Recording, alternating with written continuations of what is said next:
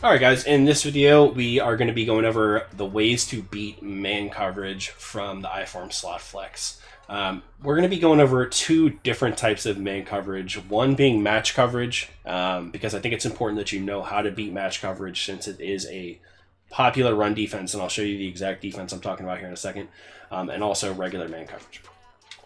So this particular defense, this cover 4 quarters out of 3-4 odd, is a really popular run defense. I've seen it a ton online. I think people have been using it. The pros have been using it a lot.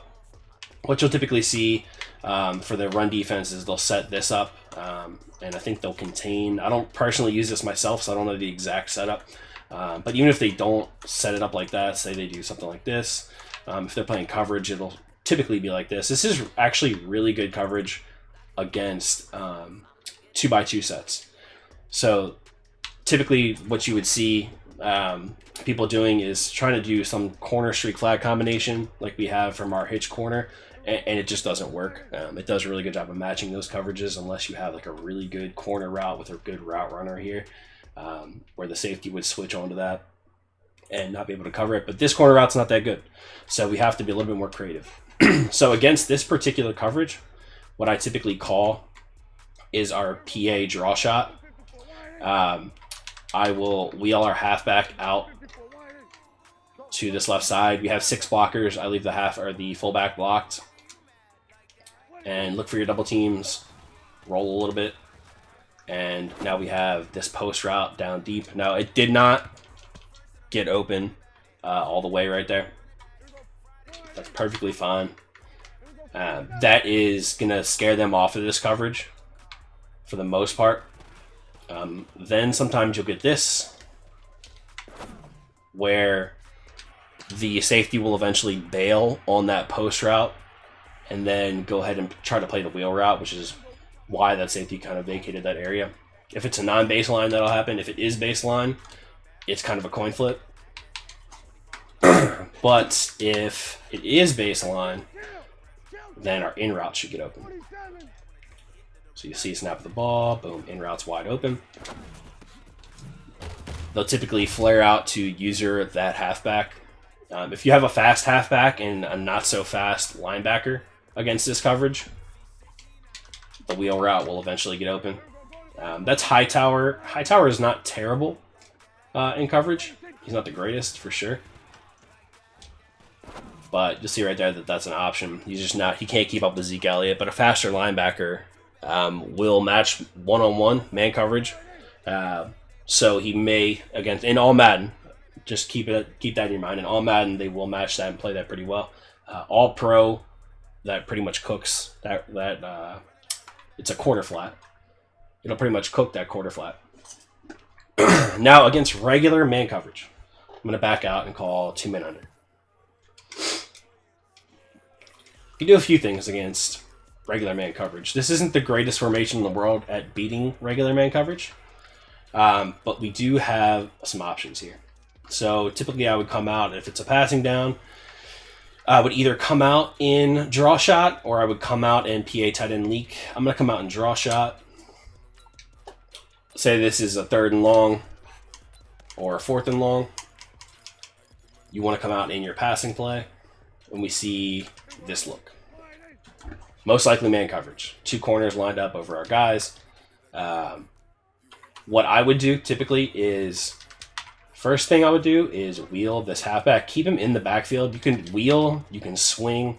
The reason that we do this is because if they're in man coverage and they're using the guy that's on the halfback, then that guy's going to be naked.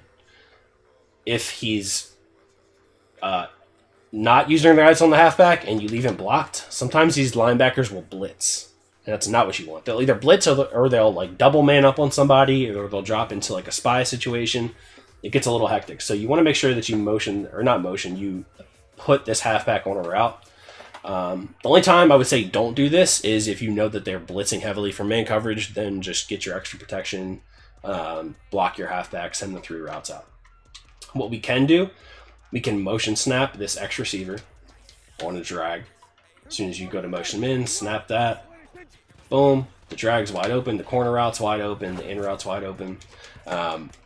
this does a really good job of getting separation against man coverage, these routes right here. The other thing you can do is you can call our flanker curl play. If they're blitzing heavily from man, you can throw this makeshift screen. If they're not blitzing heavily, I just leave the fullback blocked because his route, I don't really... He's first of all, he's not going to be that athletic typically unless you're running 2 halfbacks in the backfield, which I personally don't do. You can do. But the fullback's typically going to be not that athletic, so catching a pass in the flat on 3rd and long is really not going to do you much good. You can call this play. Because this play flows so well from left to right, when you motion snap this drag, they're going to be forced to drop deep and cover the corner of the post. Or what you can do is you can motion snap a smart routed out route. Now, I like this a lot because when you motion snap this year, the DB takes a inside leverage on the receiver. So you'll notice when we motion, he's now on the inside, and we can hit this out route. Now, if you have like a slot specialist, or not a slot specialist, like an out special, or the outside receiver specialist, or like the quarterback with all the hot routes, you can put that on a corner route and cook. But if you don't have that luxury, then you just do the smart routed out route. The other thing you can do, we've gone over this in other videos, any slot receiver can be put on the unbumpable hitch. You can do that as well. Don't neglect your tight end. If it's a man coverage blitz, motioning this halfback out will screw them up so badly. They'll have a linebacker who's blitzing matched up on this guy, and they'll have to manually run out and guard that. So if they manually run out and guard that, say this is a man coverage blitz, then we have our slot hitch. We'll have maybe a drag over there. If it's a man blitz, maybe the fullback will be wide open. You never know. So that's kind of like the basic concepts we use against man coverage. We use motion snapping. We use hard breaking routes like this hard breaking corner route, this hard breaking in route. We use the halfback in creative ways. You can wheel the halfback, motion him out, like I said before. But all pro versus all Madden, yada, yada, yada. We've gone over that before. Or what you can do, you can't motion snap this anymore, but say you get an unathletic linebacker matched up on an athletic halfback. First of all, they're calling press, right? I can press a million times on defense. With the global adjustments, he won't press on this slant. So now, boom, that's an easy completion. This is really the strength of our big sets, is that they are forced to be in defensive formations that have more linebackers than defensive backs. So when we do go to pass, we can use these mismatches. That's the whole concept and the balance behind the run and gun playbook. So hopefully you guys have enjoyed this I-form slot flex. We use a couple other complementary plays from a few other of these 2-back formations that I'll go over in the next update. But the I-form slot flex and the strong close are the 2 main 2-back formations. We're going to move into our 3 wide receiver stuff that I use. I don't use it too often, but there's some really good money plays in there that I think you'll really enjoy, and then we'll go into some red zone offense.